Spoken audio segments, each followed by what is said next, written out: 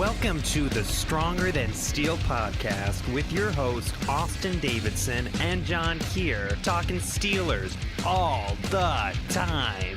Now, here's Austin and John. Hello, and welcome back to the Stronger Than Steel podcast. My name is John Keir, and joining me, as always, is my co-host, Austin Davidson. Heyo. It's Season 3, Episode 35. We're moving right into Week 2. The Steelers hosting their first game of the regular season against the upstart Kansas City Chiefs. Certainly a very different look from last year and what we're used to seeing from the Chiefs, but we'll get into that in a moment. One thing to make note of, there's still no Le'Veon Bell in the Steelers team facility. Yesterday, there was another team meeting that he didn't show up to, so it's assumed James Conner is once again going to be the starting running back. I don't think it's that huge of a deal, but it is worth noting that the Steelers' last 5 games against the Chiefs, so going back to 2014, including a playoff game 2 years ago, Bell has averaged 135 rushing yards per game, and in the last 4 games, it's 153.5 yards. So I just wanted to make note of that. I don't think it's going to be a huge difference, but he's obviously been a big-time performer against the Chiefs these last few years. So I guess, what are your thoughts on that? And what are your thoughts on him? You know, when do you think he's going to show up? And I guess just what are your thoughts on the situation? I think Connor's going to put up the same exact stats that he would ever put up. I'm at that point. Like, what I saw from Connor's what basically he set the bar for himself. I see that Connor can now be a bell cow and do exactly what Le'Veon did, and there's no difference. And I don't even know how much he's getting paid, but it is not. It's not $16 million a year. So when does Bell show up? I don't know. It's probably week 10, so he can get his money at this point. Because is there really a reason to show up before then? Now, like, you distance yourself from the locker room. You pissed off Steelers fans. James Conner now looks like no one really even needs you there. So, like, if you're really just preserving yourself for next season, why would you come? I wouldn't show up. I wouldn't show up at all if I was him. Like, there's no reason showing up in that locker room. There might be, like, a fight. I don't know. I don't know how pissed off everyone is. It seems pretty bad, but we'll see. What do you think about Bell not making this game, and then when is he going to show up? Nothing further to add based on what you're saying. I don't see why he would show up earlier than Week 10 at this point. I think it's as simple as getting through those 6 weeks. If there's playoffs, you'll see how that goes, and then free agency. That's as simple as it gets. On to the injury report. Steelers facing the 1-0 Chiefs. Ben Roethlisberger made an appearance on the injury report on Wednesday. A minor elbow injury. Joe Hayden had an MRI on his hamstring, which he suffered an injury against the Browns last week. It was not a serious injury. The timeline is sometime between 1 and 2 weeks. We're not sure if he's going to play or not yet. David DeCastro fractured his hand, missed 2 plays. That's kind of like hockey player stuff where they go out on the bench, pull out a tooth, and come back in. But DeCastro somehow fractured his hand, and to be honest, I don't really think I noticed much of a difference with that. Tyson Alualu has a shoulder injury. Cameron Hayward has a knee injury and didn't practice on Wednesday. Any of these overly concerning for you? The one with David DeCastro concerns me because if he's going to be playing through it, it's going to be, I don't know, I feel like he should be sitting out this one and letting PJ Finney in. I saw he had an interview today, actually. He had some reporters come up to him, and he said that if he's going to be playing, practicing all week and seeing how he can handle it, and if he can't handle it, he's not going to be selfish, and he's going to let BJ Finney take the reins. I think that's almost a smarter move. I don't really know how much a week would help healing a fractured hand, but, like, it's just, I don't know. I feel like if you just injure that more, losing an all-pro guard is going to hurt for the season more than anything. Like, I feel like preserving David DeCastro should be a top priority here. Other than that, I feel like the Cameron Hayward thing, I don't think that's nothing to worry about. I feel like I feel like that was new. I feel like he's sore. I feel like we'll know later in the week how he's doing, but I don't worry about that. And Joe Hayden, I'll get to Joe Hayden later, actually, when we talk about the defense. Do you have anything to add about the injuries? No, just Roethlisberger, Alu, and Hayward all look like the kind of typical bumps and bruises you get throughout a season. I wouldn't worry about that right now. DeCastro's an interesting situation. I think you just kind of have to play it by ear and kind of like what he was saying, just see how you can handle it. And if he has to miss time, he has to miss time. There's not a whole lot you can do about it. If he feels he can play and he can take enough preventative measures to protect himself, then I'm all for it. You know, if you have to club it up, club it up. But he's a guy that I'd want out there. I'd want a clubbed up DeCastro as opposed to just about any other guard in the league, just because of how good and athletic and how smart he is. He's a fantastic player to have, even when he's not at 100%. But obviously, you don't want to expose him to potential season-long injuries just because you want him to play this week. So I don't know yet, but I think the right idea is to go week by week here. Vance McDonald was a full participant in practice on Wednesday. If he keeps it up to, I guess at this time today and tomorrow on Friday, he might play in his first game this year. McDonald caught his first Steelers pass against the Chiefs last year. Would you expect from him if he plays? I expect some good run blocking. I expect some good run blocking from the tight end, which, I mean, I can't say last week there was bad run blocking from tight ends, but he has been the best one when he is playing. So expect some of that, and I expect a few more things in the air. I expect a little bit more distribution of the ball in terms of who gets catches if he can play in this one. I want to see McDonald split out wide in this game a little more. As far as the Chiefs go, Eric Berry still suffering from that heel injury. Linebacker Ben Niemann has a hamstring injury and didn't practice on Wednesday. Kendall Fuller has a thumb injury. Justin Hamilton has an ankle injury. Reggie Rayland has a knee injury. Running back Darrell Williams has a shoulder. They were full participants on Wednesday's practice. The big one that jumps out to you, obviously, is Eric Berry with the heel injury. What does he bring to the Chiefs' defense? Eric Berry is one of it's probably their best defensive player. It's really hard to say with whether it's Justin Houston or Eric Berry. After the first game, I want to say that Eric Berry, when he returns, is going to be the best player because I feel like Justin Houston wasn't that much of a contributor, but he's a big part of the locker room too, since he's one of the veteran guys in there. I think that I think Eric Berry means a lot to the defense. Maybe a Chiefs fan would say it different, but Eric Berry's always been one of my favorites. Obviously, he had the story of beating cancer and stuff, just like why a lot of Steelers fans love James Conner. So, I think Eric Berry means a lot to the Chiefs' defense. What do you think? I'm in complete agreement, and we'll cover that more in the preview, but I think he's far and away their best defensive player, and he's the heart and soul of that team, at least on defense. The Steelers and Chiefs, common AFC opponents, have played a total of 34 times in their history. The Steelers lead the series right now by a score of 23-11, or rather a record of 23-11.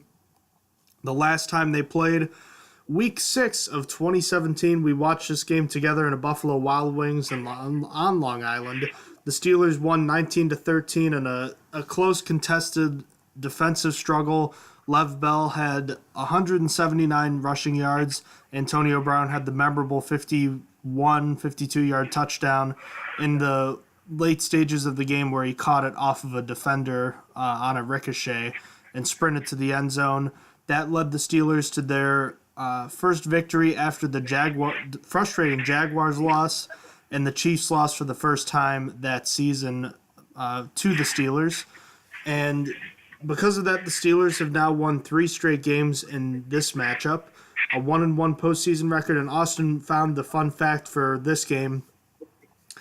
The Steelers and Chiefs played 3 straight years at Arrowhead Stadium on Monday Night Football. That's pretty interesting. 1996 through 1998. The Steelers went 2-1 in those 3 games, and none of those games exceeded a total of 33 points. So it was a pretty low-scoring affair in all 3 games. Did you look at those anymore, Austin, or was there anything that you wanted to make note of from that, or was it just something that you thought was cool? No, I was just reading up on it because I was looking for things to write about this matchup, and that was one of the first things I found. And it was just that people forget about how good these teams were because the 90s and 90s Steelers and 90s Chiefs didn't win the Super Bowl. So like it's really just forgotten like those years how good those teams were. They were really good matchups. Yes, indeed, and like I said, common AFC foes. They played in the playoffs just 2 years ago. On offense, it's typically tough sledding. The offense usually does enough to get it done. Obviously, Le'Veon Bell has been fantastic for the Steelers on offense against the Chiefs the last few years. But besides him and his contributions, what can we look to expect from the offense in this game since he obviously will not be playing? Well, this is going to be a home game, so there's going to be no excuses for Ben to do poorly in this one. Not that playing on the road is an excuse to play badly, but you know what I mean, as we've all seen Roethlisberger and his record on the road.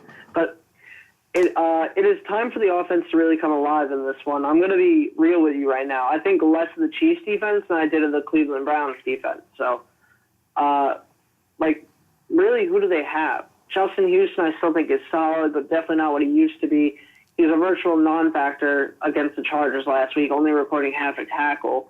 Honestly, though, that's like the only name worth mentioning since Eric Berry is likely not playing. I mean, I think Eric Berry hasn't practiced in something like 22 days now, if he can today. So it's likely that since he didn't get a limited participation day, he's probably not going to be playing this Sunday. But, I mean, I like Chris Jones and Kendall Fuller was fantastic as a slot corner when he was on the Redskins. But, like, I'm not super, super high on them. Like, I think Antonio Brown doesn't have anyone to stop him in this game, that's for sure. It's not even like they can really double-team him with Juju on the other side. And the Chiefs have new worries to think about with James Conner and Vance McDonald. I don't know, man. I just think that Ron Parker and Eric Murray or Armani Watts, I don't know who's starting. I was looking at the depth chart and trying to figure it out. Apparently Eric Murray is right behind Eric Berry, and Armani Watts is backup strong safety, but I thought I didn't know if maybe they would move Armani Watts over, who I would actually rather see Eric Murray because I loved Armani Watts preseason, a pre-draft process, I'm sorry. But I just don't think any of those guys are going to be ready for any of the Steelers receivers. Parker was literally just brought back right before the season started, and now he's a starter. Like, I know that Ron Parker has been with this defense for a while and then just got cut after last year. And then, so it's not like super unfamiliar, but still, I think that just speaks how badly they were doing at safety that they decided that, like, hey, we need to bring back Ron Parker. If Robert Golden didn't leave the Chiefs, he probably would have been the starting safety for them. Then that's actually kind of scary. Like, that's almost pretty bad. No offense to Robert Golden, but, like, I don't think he could be a real starter again. But I think the receiver that's going to be having the toughest time in this one is going to be Juju. Like I said, Fuller was a fantastic slot corner for the Redskins. I think he'll primarily be on Juju based on where they both play for the most part. And he might be able to shut Juju down, but someone else is going to eat regardless. Some of you listeners might say they only gave up 28 points to the Chargers' potent offense, the Chiefs defense. And to that, I want you to literally go to Twitter, go to my personal account, @Austin_D1, and look at the video I retweeted a few days ago. I don't really tweet that much and retweet that much stuff, so it should only be 3 tweets down. But it's titled, "I Wouldn't Blame Phillip Rivers If He Retired Tomorrow." And I actually saw it because John liked it. And you will see Rivers receivers play like literal hot garbage when they got perfectly placed balls on big plays. I just really don't have high expectations for the Chiefs defense in any department. The Steelers did bad in pass protection last week, and even if DeCastro doesn't play with his broken hand, I feel confident about them going into this one after last game being pretty bad. I also don't expect Conner to slow down. He's a bell cow now, and oh wow, this is his role. And with Vance McDonald back to help block and Rosie Nix still ready to kill people, I don't see him slowing down against this defense. That's what I have to say about the offense going into this game. What do you think about the offense going into this game? Are they going to be as successful as I think? Well, they're definitely primed to have a fantastic offensive performance this week, and for more than a few reasons. The two big ones, though, for starters, they could not have looked much worse last week in turning the ball over 6 times to the Browns. They moved the ball with relative ease for most of the game, and I thought they were the better team for, the 3+ quarters, but obviously still couldn't come away with a win. They shot themselves in the foot a ton. It goes without saying. A week later, the same offense I would think is more cohesive, and Ben Roethlisberger is going to be looking for a good bounce-back performance from his typical road Ben performance. The second reason is to expect good things this week is that the Chiefs' defense is pretty much a shell of what it used to be, especially when you take out Eric Berry off of that defense. 2 years ago, they held the Steelers to just 18 points, 6 Chris Boswell field goals to beat them at home in the playoffs. And they were a solid, opportunistic bend-but-don't-break unit, and they supported a decent offense. Now they're a suffering unit. Most of their talented players are gone or hurt, and we already talked about Eric Berry. He's likely to miss this game. Justin Houston's the first and other name to come to mind, but he's not the dynamic player he once was. Injuries have slowed him down, and Dee Ford is on the other side. He's just a guy, although he did have a sack last year on Ben Roethlisberger, but they don't really have any huge presences on the defense. They lack talent and technique across the board in this area, and just in a losing effort, Austin, you talked about it, the Chargers put up 28 points and could have easily had more. 3 easy drops, and they could have all led to other touchdowns on certain drives. The Steelers should have relative ease moving the football, and I think the key is just obviously scoring in the red zone and not turning it over. Look for the Steelers to establish the short passing game early with some RPOs, get the defensive backs to cheat a little bit, and then try to hit them over the top. We saw it used, specifically the RPOs were used with some effectiveness last week, and Roethlisberger said that he, in fact, wanted to practice it more this week, so I think that means we could see a little bit more of it this upcoming week. I think he'll play a lot better this week, and even with the elbow injury that's just kind of a wear and tear thing, I think he'll play well. James Conner will surely be wanting to put last week's crucial fumble behind him. With little resistance on the other side, I see no reason why he can't control the sticks and dominate on the ground for the second week in a row.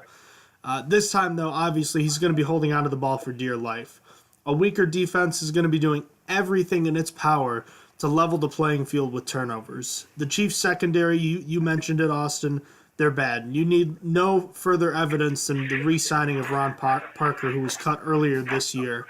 Parker signed immediately after being signed by the Chiefs right off the street, a la Sean Spence from last year. And although he had an interception in that game, these kinds of moves aren't indicative of a team that's doing well at that position. Juju and Antonio Brown should have pretty good days again and should have more room with Vance McDonald possibly returning to the lineup from injury. And hopefully we see James Washington over Justin Hunter. Hunter just shouldn't be on the field, period. Lastly, the offensive line should have a great day. They always beat up on the Chiefs in the running game, and both Ben Roethlisberger and Landry Jones, dating back to 2014, have had clean pockets.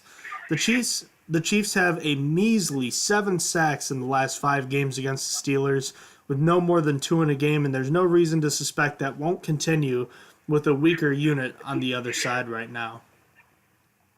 Austin, the defense might have its work cut out for them this week. After years of the dink and dunk Alex Smith offense, now they have a guy that can stretch the field.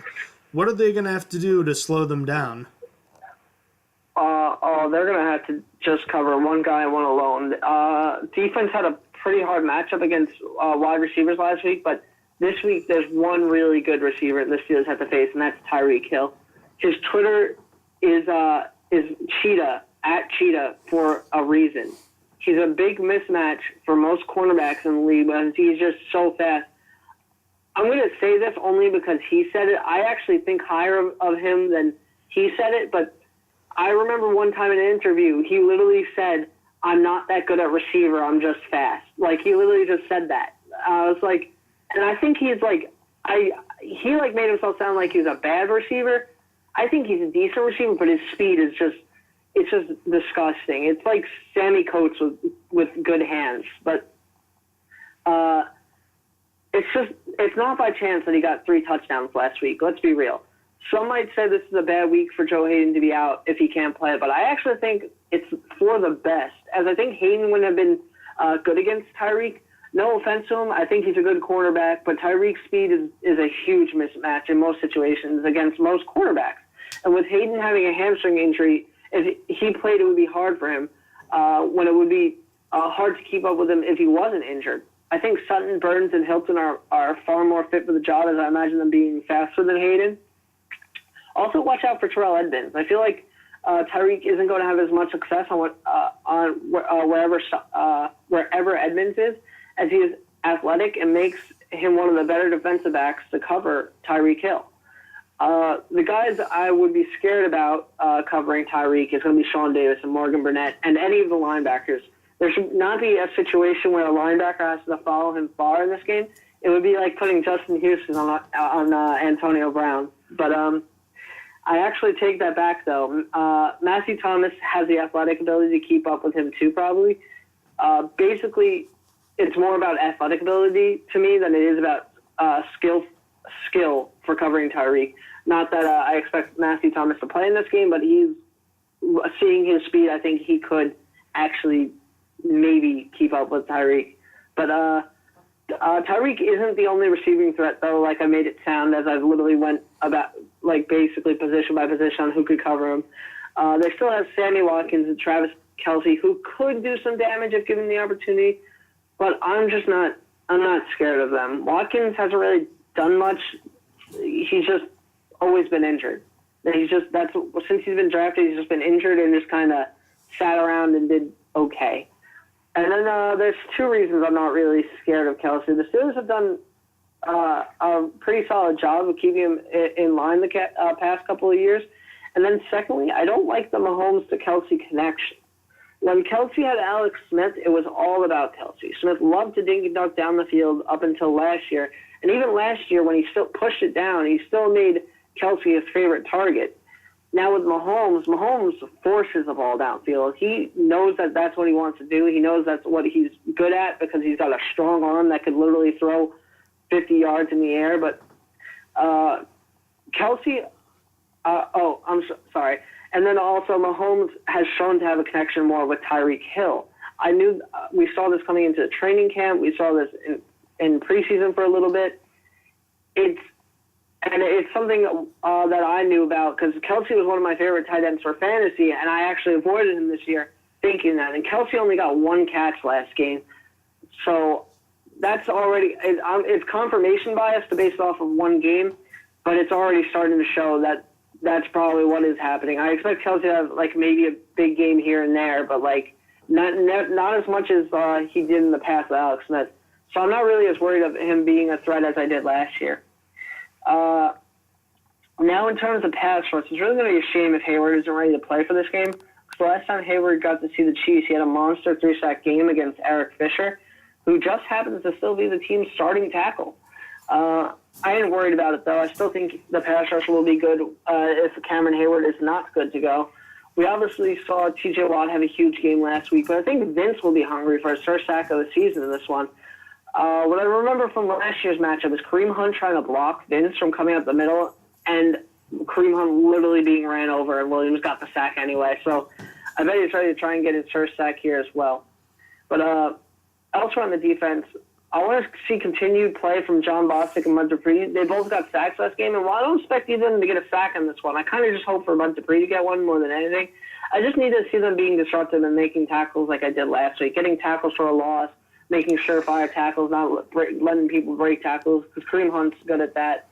But really the last thing I want to say is I want to see Tuitt do more for his stats. The pressure's still there, just like last year. But I want him to at least get his quarterback hits up. I do commend him for the 4 solo tackles last game.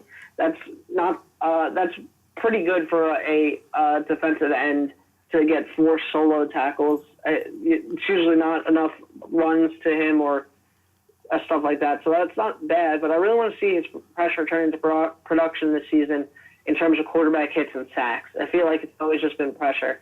So I want to see more out of Stephen Tuitt going into this game. How about you for the defense? How do you feel about them going into this game? I just sent you a tweet, Austin, a tweet from Jerry Dulac saying that It doesn't look good for David DeCastro's hand, so we might not see him this week. I don't know if you saw that. Okay. I'm still good. Like I said, if DeCastro can't go, BJ Finney's there. While it's better to have an All-Pro playing, I'd rather have him playing till the end of the season than lose him in a game that doesn't really matter in week 2. All right. Well, as far as the defense goes, let's just talk a little bit about the Chiefs for a minute. You want to talk about an offense that has gone a complete identity change in just the last few games they've played. You need look no further than the Chiefs. Since 2013, when Alex Smith was signed by the Chiefs, they've been a solid team, but their offense was conservative to match Alex Smith's limitations. They weren't bad, but he couldn't push the ball super far downfield, and he wasn't effective in the He wasn't super effective in the red zone because he couldn't drive the ball into certain areas. He was effective in the short passing game, and he could move the ball, so he was still good. He utilized his backs, his tight ends, and sometimes his receivers well, but he was also athletic enough to make something happen with his legs. Patrick Mahomes is closer to the polar opposite of that. He doesn't take checkdowns a lot. He's got the big arm. He has fantastic arm talent, and he seems ready to unleash an air attack. He did last week against the Chargers. He threw 4 touchdowns and could be the next great quarterback talent. He won't take the safe options at tight end and running back right now, not like Smith did anyways, but he can push the ball downfield, fit it into tight windows, and it's important to note that the last 5 matchups against the Steelers, the Chiefs have struggled mightily against the Steelers as far as points that they've scored. I forget the exact totals, but I know they obviously scored, I think it was 12 or 13. I think it was 13 points. Yeah, 13 points last year. They had 16 in the playoff game, and then I think it was 14 the other 2016 regular season game. They won the 2015 game with Landry Jones, so that's a bit of an outlier, but then they scored 12. They struggled to crack 20 points, I guess is what I'm getting at. The Steelers enjoyed a ton of success by blanketing Travis Kelce and playing tight zone defenses that force Smith to try to fit the ball directly into tight windows or checkdowns. The defense can't expect things to be the same way this time. With a couple of burners and Sammy Watkins and especially Tyreek Hill on the outside, Mahomes is going to go deep a few times in this one. With Joe Hayden on the mend, it could result in Cameron Sutton getting his first career start at cornerback. Hill looks like a big mismatch for either Sutton or Artie Burns. They need to be ready for those go routes and other routes like crossing routes that can utilize Hill's blazing speed. Sean Davis and a combination of Terrell Edmonds and Morgan Burnett at safety have to be ready too. If he comes inside, they can't let him cross their face easily or it could result in a huge touchdown. The secondary is absolutely going to have their work cut out in this one. The linebackers had a really good day last week, and they played well last year against Kareem Hunt too. Hunt's a skilled running back, but he was not equipped last year to take on Vince Williams as far as an interior blitzing linebacker. John Bostic showed some good potential as a blitzer up the middle last week too. They're going to need to be responsible in their run fits, but I wouldn't expect that to be much of a problem. They were very good at it last week. The defensive line and edge rushers, Dupree and Watt, had huge days last week against the Browns. Watt had 3 sacks, originally 4. But I have a feeling the pressure is going to be a little tougher to come by this week. The Chiefs typically have a good offensive line and are going to be doing everything they can to protect their young quarterback. Mahomes does like to roll out. I was listening to some sports radio talk in Pittsburgh. It sounds like Mahomes likes to roll out to the right, and you've got an athletic guy like TJ Watt out there. He could be reeling in Mahomes for another few sacks, and that could be another big day for him or Bud Dupree as well. So the outside linebackers are 2 guys to watch in this one. Overall, the defense has a much tougher matchup in this week than it did last week. And on top of that, it's a completely different offense than we've seen the last few years. It may take some time to adjust, but ultimately I think it's going to be up to the pass rush to force some mistakes in this one, and the secondary can't make many mistakes either. As far as special teams goes, Austin, is there anything for the Steelers that needs to be talked about, or is it just going to be what we need to look at for the Chiefs? I feel like there's a little bit for the Steelers, but I'm going to start with the Chiefs. I talked about Tyreek Hill in offense, but Hill on special teams is just as scary. He got a touchdown against the Chargers in this last game that he played, so on special teams, I mean. So it's going to be a major key for the special teams unit to limit what he does. Because once the ball gets in his hands, he's electric. Like I said, his speed is his number one skill or talent. It's what he uses. It's what makes him amazing, like the way he is. But other than that, the Barry watch will continue in this game, but that's nothing new. And we're going to be expecting a bounce-back performance from Boswell, especially me, as I picked him up in fantasy after someone just dropped him in one of my leagues. So I'm going to be watching for Boswell to have a bounce-back game. And if he doesn't, it's going to be a little bit scary as he just got an extension. But that shouldn't happen. Still watching, though. Do you have anything to add about special teams? I want to see more of Ryan Switzer. As I went through the game last week, I watched it again. I was just more and more impressed with Ryan Switzer. He seems to get more yardage out of there not being a whole lot of room. He's decisive and he has good vision. He makes the right choices when he's picking a lane too, and I was very encouraged to see that, and I want to see more of that this week. If the Steelers are going to win this game, what are they going to have to do on offense? On offense, they're going to have to play aggressively. They need to challenge the Chiefs' defensive backs and make them make plays. Also, if the Steelers get a 2-touchdown lead in the third quarter, don't take the foot off the gas. You got to play aggressively. Got to keep trying to stepping down on the accelerator and really ending the game. What is your key to the offense? Mine is to just cut down on the turnovers. It goes without saying, but if the Steelers don't turn the ball over 6 times last week, they win that game. If they turn it over even just 5 times, they might win. A bunch of different guys contributed to them, but at the end of the day, it starts with the quarterback. Roethlisberger was responsible for at least 2 for sure and possibly more. The clean play starts with him, and everyone else needs to follow suit. It'll make winning a lot easier when you don't shoot yourself in the foot. Conversely, Austin, with the defense, what do they need to do to make sure that they stay on top of this Chiefs offense?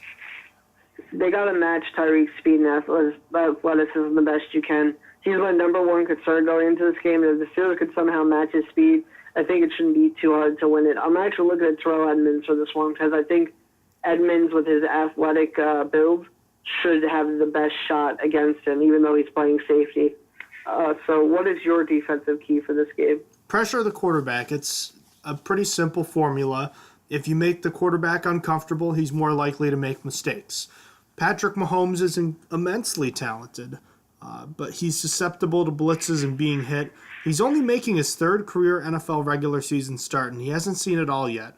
If you can pressure him early and get in his head, it would be a huge psychological win for the defense, and then every play he'll have that in the back of his mind that they could be coming after him.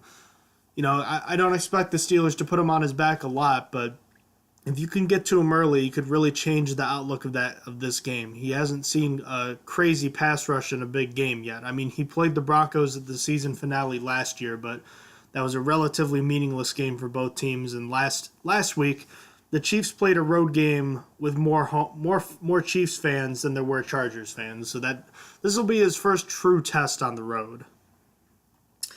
All right, Austin, who's going to have a vital importance to the Steelers' outcome in this game? Who's your offensive X factor? I'm going to go with Vance McDonald. I really had to think for this one, as I felt like the entire offense should eat in this one, but like Vance could help determine how good the running game is with his blocking. And if he returns to the form he was at last year, then he could also contribute in the air. It's all dependent on how well he bounces back from this injury, making him my offensive X factor. Who is your offensive X factor in this game? Well, it's kind of a cop-out, but it's Ben Roethlisberger, the quarterback. I think it's very important that his performance is highlighted this week. He struggled throughout the game on Sunday, but he played his worst football of the day at the end of the game when it mattered most. I was talking to Austin about this earlier. I kept a counter of how often Roethlisberger misplaced a ball in my mind or made a bad decision. On the day, I had Roethlisberger misplacing 10 or 11 passes, depending on the second interception, whether or not that was his or Antonio Brown's fault. And then I had him making 8 bad decisions throughout the game. If I'm remembering correctly, I believe 5 to 6 of his misplaced balls came in the last 5 to 7 minutes of the fourth quarter in overtime, and 3 of his 8 bad decisions came in that same stretch. So when you're making that many mistakes and you're not placing the ball where you need to be in that critical juncture of a game, that's really going to come back to haunt you. And the fact that he played his worst football in the most important moments last week was very frustrating, and I think it impacted the way we saw his performance because he put up decent numbers as far as yardage goes. He had over 300 yards. He had a nice touchdown. He made plays. The plays that we saw him make were good, but he also made mistakes, and the mistakes were just really glaring, especially when you struggle, again, that late in the game and in overtime. So I think his performance is going to be very, very key to this game, obviously, but it's something to keep an eye on for sure. And I think he is the ultimate X factor in this one. I know that's a bit of a cop-out, but I think after last week, it's important to make sure that I note that. On defense, though, Austin, who is going to be the X factor? On defense, it's going to be Cam Sutton. I'm acting under the assumption that Sutton will be starting. I think last week he was a mixed bag. On that one drive, he gave up 2 big plays in a row, including a touchdown. But he also got the overtime stealing interception. This week, a lot of pressure's on, and he's really going to have to perform, whether it's against Hill, Watkins, or another receiver, or the Chiefs tight ends. So I'm looking at him to step up in this game. Who is your defensive X factor? It's the free safety, Sean Davis. Most of everybody watching the Steelers' defense is going to be paying attention to the cornerbacks guarding Tyreek Hill. And let's be honest, Hill's probably going to get behind those guys a few times on Sunday. No knock to Burns or Sutton or maybe even Hayden if he plays. That's just how fast Tyreek Hill is. It was just like that when Mike Wallace was in his prime with the Steelers. He'd just get behind players even though everyone knew how fast he was. Davis has to be able to use his athleticism to his advantage, being able to break on the ball and make plays once it's been thrown or anticipating plays. He made several nice plays last week and looked good, but he's going to face a much stiffer test this week, and he has to be ready to commit sideline to sideline in order to close ground quickly. Last year against the Detroit Lions, Matthew Stafford carved up the Steelers' defense with hole shots against the cover 2. Mike Mitchell was routinely a step or 2 behind, and it cost them a lot in that game. They won, so it didn't matter ultimately in the end, but they could have made life a lot easier if they had defended those plays a little better. So I believe that Sean Davis and his ability to cover ground and be good in coverage is going to be huge, so he's my defensive X factor. Some NFL news to get to now that we've gotten through the game for the most part. The Falcons had another big blow to their defense. Linebacker Deion Jones is going to IR. He is expected to return, but man, it's been a rough last 10 days for the Atlanta Falcons. Just not good at all. Oh, yeah. Losing Deion Jones and Keanu Neal, those are 2 big parts of their defense. And they're not going to have Keanu Neal for the year, and then they're not going to have Deion Jones for, obviously. I mean, maybe he doesn't come back. They expect him to be the IR designated to return guy, but it's 8 weeks minimum. So, like, they're really – I don't know what they're going to do on defense for 8 weeks. I don't feel like they have got 2 guys good enough to replace them. I heard that Kazi, or I think is his last name, the one that's taking Neal's spot should be good. He's a rookie. But, like, other than that, like, I don't know who's replacing Deion Jones. Deion Jones has been great since he got to the league. He's such a fast linebacker, sort of like Shazier. It's just, I don't know. I think they're in a lot of trouble, to be honest with you. Agreed. The Panthers offense, which I don't know if I'd call it dynamic, suffered a pretty big loss with Greg Olsen. He went down with a foot injury. It's the same foot that he had an injury with last year and could miss approximately 2 or more months this season. You had a little note about that. You want to talk about that? Yeah, now that he's out for 2 months, Ian Thomas is a rookie from Nassau Community College and Indiana that John looked at will be the starter for now. It's not really significant. I just wanted to talk about it because he went to a college that's literally about 15 minutes from my house. So, what do you think of Ian Thomas? Do you think that based on what you looked at in pre-draft, if you remember what he was like, do you think he'll be good in that system? Ooh, I don't remember exactly what I liked about Ian Thomas. I wish I had done a little more research before this, but I liked him. I think he wasn't my favorite tight end prospect that I looked at, but he was a guy that I looked at and I said, he doesn't really have that high of a ceiling, but he was I could see him as being a reliable backup tight end. So I don't think that's the worst thing in the world. The problem with the Panthers offense is they don't really have weapons on the outside. Olsen was kind of a nice security blanket. I don't know that Thomas can provide that at this time, but who knows? A star could be born on this day. You never really know. The Patriots signed a couple of free agent wide receivers to play for them. And Benny Fowler, the former Chicago Bear and Denver Bronco, and also former first-round pick Corey Coleman of the Browns, who was traded to the Bills this preseason and then subsequently released. What do you think of both of these guys? I mean, I think the Patriots are scrambling just to get someone decent or suitable until Edelman gets back. Everyone was so high on Chris Hogan, and I kept telling everyone, Chris Hogan is not that great as a starting receiver. He's good as an addition. He's not good as the number one receiver. And everyone was like, no, he's going to be so good. And he got, I don't remember what his stat line was, but it was not that great. That's all I remember. It was like really tiny. And I think they need help. Like, I think Philip Dorsett was their leading receiver, and I never liked Philip Dorsett. I think that Benny Fowler should help, and I think Corey Coleman is a nice little experiment. Maybe taught the Patriot way. Maybe he actually works out with the Patriots. Who knows? I think they just really needed help. Yeah, they've got a tough game against the Jacksonville Jaguars this week. That's really all I think you need to know when they go out and make these two moves, that that's who they're playing, and that's probably why they were signed. The Raiders have actually got a deal in place to re-sign Martavis Bryant. Bryant, who had been facing a season-long indefinite suspension, now appears to be set to join the active roster. What do you make of all this? That's interesting, because you know what's funny? They also said he's going to be starting, maybe they didn't say starting. He's going to be playing against the Broncos this week. So it's really interesting that they cut him and they're going to immediately play him this week when it's been like a short week for them. I think he was brought in now 2 days ago, and they just got the deal done yesterday. But it's really interesting. Just an interesting saga for Martavis Bryant. That's probably not over. We still haven't heard. There's just been talk that there's a season-long suspension looming, but like it hasn't rained down yet. We're just kind of waiting for that. It's an interesting one, to say the least. It's going to be interesting if Martavis Bryant makes it all the way to the Steelers game. That's going to be a fun one. Yeah, I honestly really don't understand what's going on here.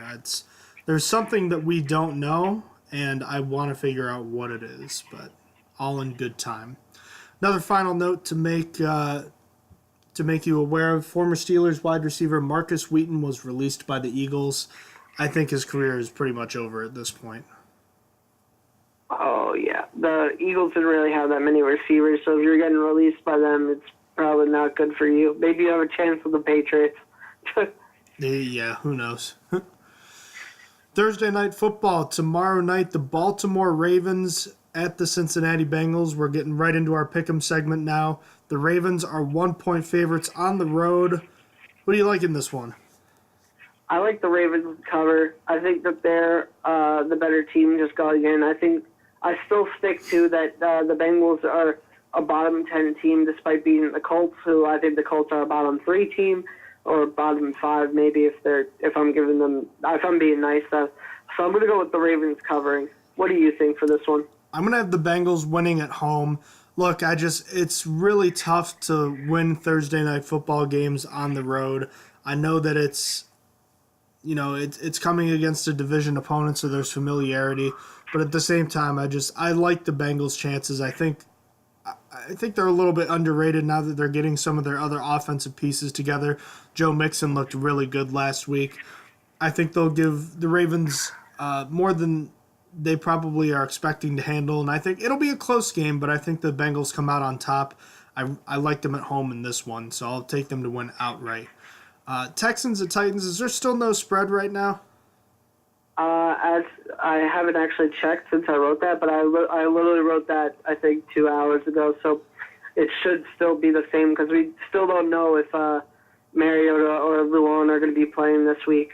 Because I thought I saw that Mariota was going to play. That's what I thought that I saw. You want to do me a favor and check that out, and I'll jump ahead to the next game and talk about that for a moment. Yeah. Okay. Indianapolis Colts in D.C. to face the Washington Redskins. The Redskins are getting 6 points at home. I'm actually going to go with the Colts plus the 6 points right now. I do like Alex Smith, and I like the Redskins. But I was really encouraged to see by how well Andrew Luck played in his first game, and you're approaching 2 years for the Colts last week, and I have a good feeling about him this week. So I don't think it'll be enough to win, but I think it's going to be close. So I'll take the Redskins to win, but it's not going to be by a wide margin. So Colts plus 6. I would actually have the Redskins covered in that one. I think that the Redskins are the better team. I think the Redskins are better than people expected. I think people thought Alex Smith was going to return to his old ways, just dink and dunk and being average as it comes. I felt like Alex Smith played really well last game, and I think that they can beat the team that I just described as bottom 3 pretty handily. I think their roster is a little bit more talented, so I'm going to go take the Redskins to cover in this one. All right, did you find any info on that Texans-Titans game? Yeah, the Texans-Titans game is actually has the Texans opening up as 2.5-point favorites in this one. So I'm going to have the Texans covering in this.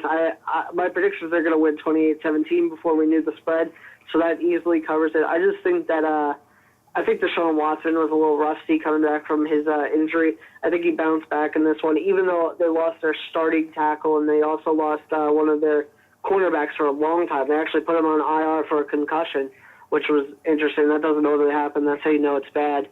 So, but I still have belief in the Texans because the Titans are injured. The Titans are injured real bad. Like I said, we didn't really even know if Mariota was playing until just recently, and he's going to be banged up. They lost Delaney Walker for the year already. Taylor Lewan, I don't even know his status. It's just they're not good, and their team isn't very talented even if they're healthy. I'm not a big fan of Mariota, so I'm going to have the Texans covering. What do you have for this one?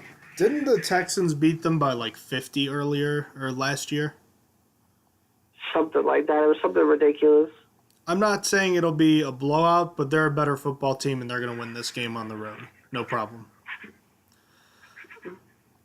All right, Dolphins at Jets. The Dolphins winning against the Titans last week. The Jets surprisingly shellacked the Lions on the road on Monday Night Football. The Jets getting 3 points at home because of it. I'll roll with the Sam Darnold hype train this week. I didn't last week, but I will this week. I don't want to be proven wrong by him again, so I'll roll with him this week. I'll take the Jets to cover. Yeah, I would take the Jets cover. That was really funny because he immediately threw a pick six on his first throw of the game, and it looks like it was just going to be another Jets-type guy. Just bounce back. I'm going to take the Jets to cover, too. I'm for Darnold. Chargers at Bills. The future is now for Josh Allen and the Buffalo Bills. The Bills, 7-point dogs at home to the LA Chargers, where Nathan Peterman last year threw 5 interceptions and a half. The Bills clearly wanted no part of that this year. So, Josh Allen, his first career start, are they gonna win? Are they gonna cover the point spread here? Well, I promised. I said I would never believe in the Bills again. So obviously, I'm picking the Bills to win outright in this game, and that's a serious statement. It sounds like a joke, but this is the only game that the Bills are going to win this season. If there's a team to blow a game that they should win easily, it is the Chargers. And the Chargers are the king of blowing games at the last second, at losing games that they shouldn't.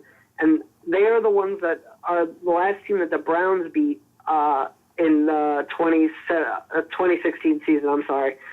So I think that the Bills win outright here, and it might be their only win of the season, just like the Browns back in 2016. So I'm going to be the crazy man and pick the Bills to win outright after completely getting obliterated by my pick last week. Well, I definitely respect the move, Austin. I can't say I feel the same way, though. I'm going to take the Chargers to cover just because I don't believe in the Bills. And like I said, I'm glad you are sticking with them this week, but I can't see it. I'm sure Josh Allen is going to be a good quarterback, but that Bills offensive line is not good. They just don't have a lot. It makes the playoff drought that ended last year so much further away than it actually is. It makes it seem like, 10 years ago, not last year, right?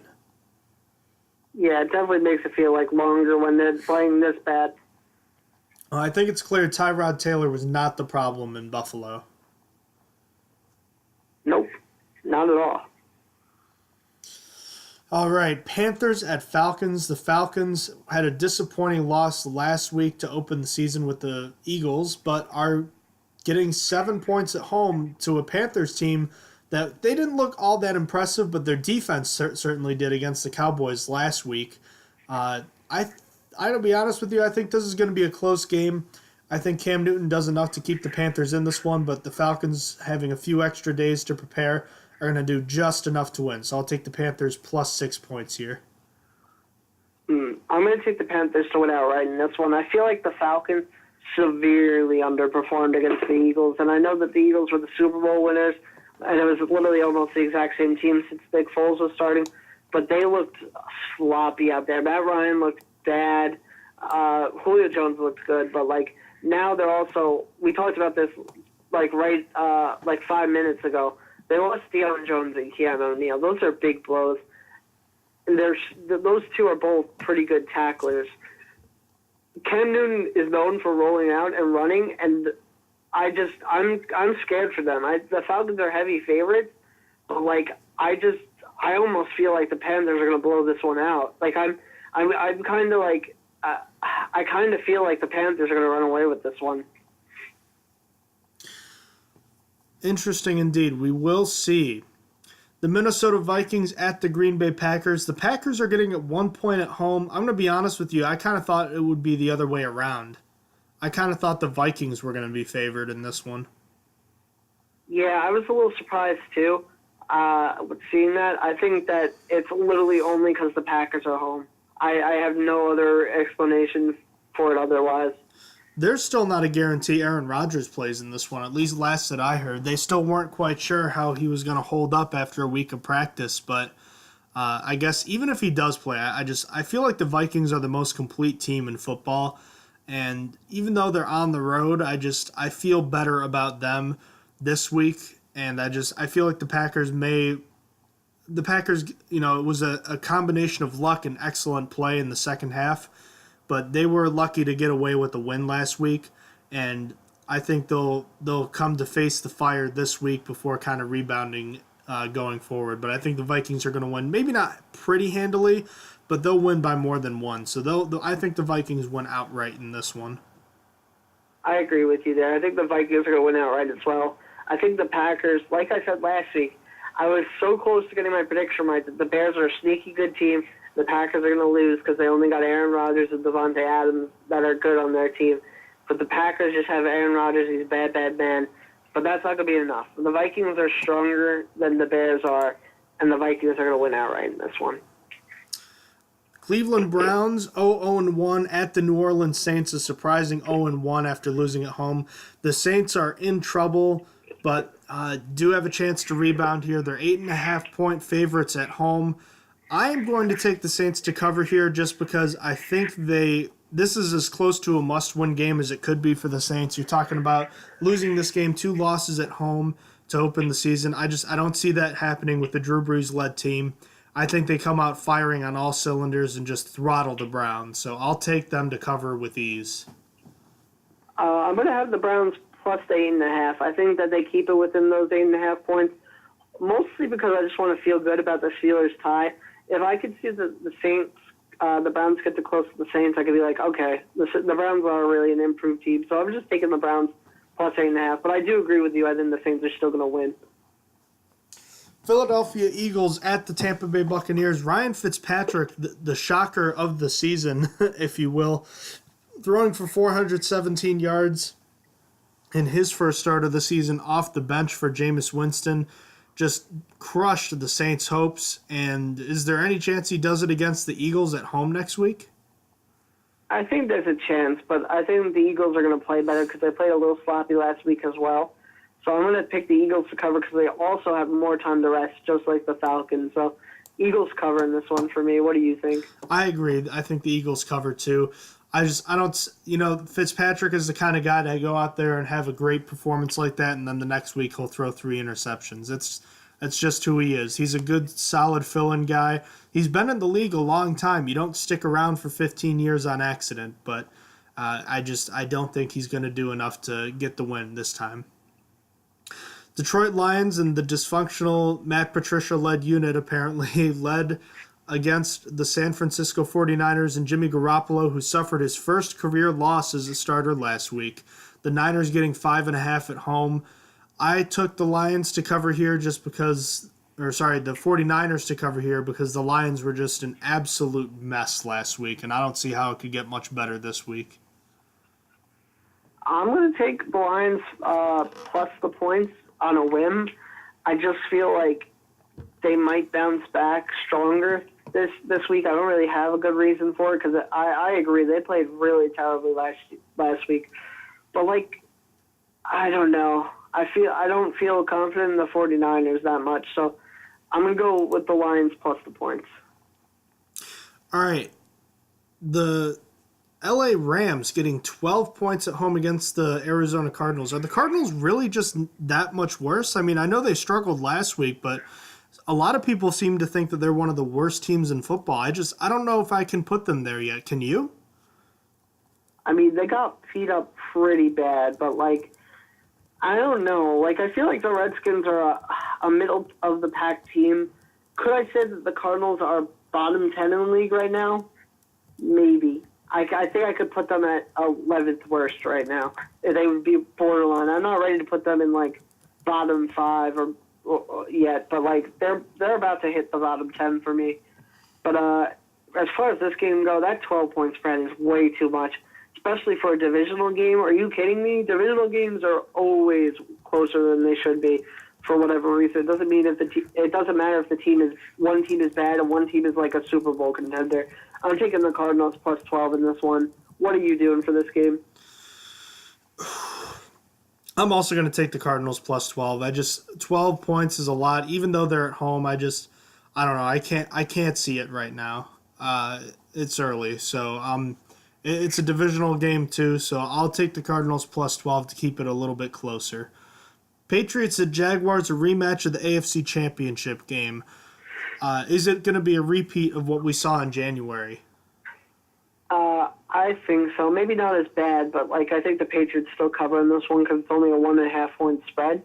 So I think that the Patriots end up winning, and it's by at least 2 points. What do you have for this one? I think the Jaguars come out and win in this one. I think they overmatch the Patriots receivers, and Gronkowski can only do so much in this one. The Jaguars come away with a win at home against the Patriots. The Raiders at the Broncos. Broncos getting 5.5 after winning last week against the Seattle Seahawks. Who you got? I'm going to have the Broncos covering this one because I just don't like the Raiders team at all. What do you have for this one? I also, I'm going to have the Raiders plus 5.5. I think I wasn't super impressed by what I saw last week, but I think they are going to do just enough in this game to be competitive, and I think they'll keep it within a touchdown. So I guess it's going to be less than 5 points is how I see it. It's going to be close, but I do like the Broncos at home better, obviously. Sunday Night Football, NFC East rivalry, the Giants at the Cowboys. Cowboys getting 3 points at home. This is it's not do or die, but this is a very important game for both teams. That being the case, who you got? I'm going to have the Giants to win this one. I felt like that they kept it really close with the Jaguars. I mean, Saquon Barkley ripped off a 68-yard touchdown run towards the end that got them closer. But, I feel like the Cowboys were really bad. Their offensive line struggles were terrible, and I guess that they were so scared of that they literally forgot to give their best player the ball. Zeke Elliott literally didn't get the ball, like, at all that game. And, like, that's their best player. Like, what are you doing? Cowboys, you don't really have anyone else. Like, who are you going to try and throw to? All your receivers are trash. But, yeah, that's really my explanation for it. I just got the Giants to win outright in this one. I don't understand why why the Cowboys are still favored in this. I think the Cowboys are in the bottom 10 of the league. Oh, yeah, you already did your prediction. Sorry. Well, I was going to say, it's been quite a fall for Dak Prescott and the Cowboys from 2 years ago when they were the number 1 seed, and all of a sudden they look really pedestrian out there. Oh, yeah, it's terrible. Terrible fall off. But yeah, I have the Giants winning outright. Finally, to wrap it up, Monday Night Football, the Seahawks at the Bears. Bears getting 3 points at home. All right, are the Bears going to cover in this one? Bears are covering. Seahawks are bad, and they should feel bad. What do you have? I'm in complete agreement. Did you see Pete Carroll called out Russell Wilson? Hello? Did you? Can you hear me? Seems like we lost Austin there. I'm gonna try to reconnect there in a moment. Anyways, what I was saying is,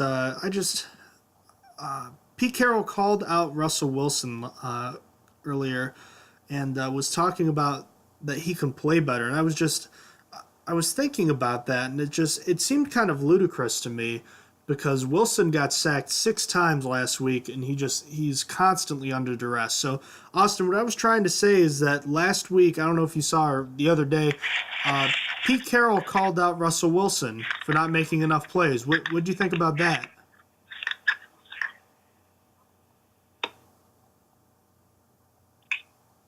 Austin, are you there?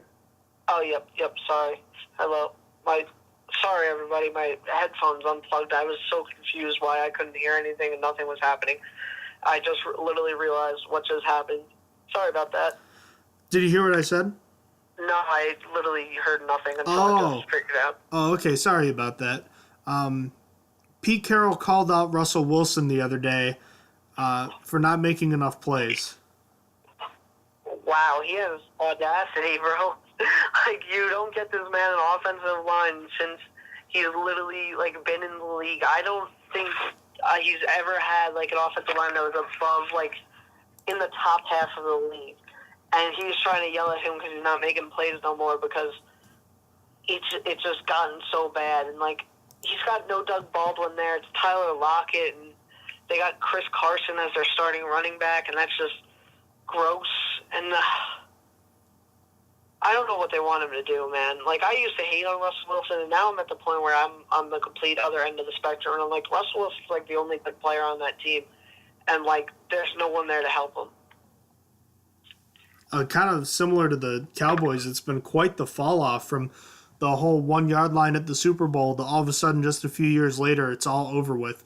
It kind of reminds me in some ways of, this is kind of off topic, but the Pittsburgh Pirates, my favorite baseball team. In 2015, they won 98 games, second best record in baseball, their third straight playoff appearance.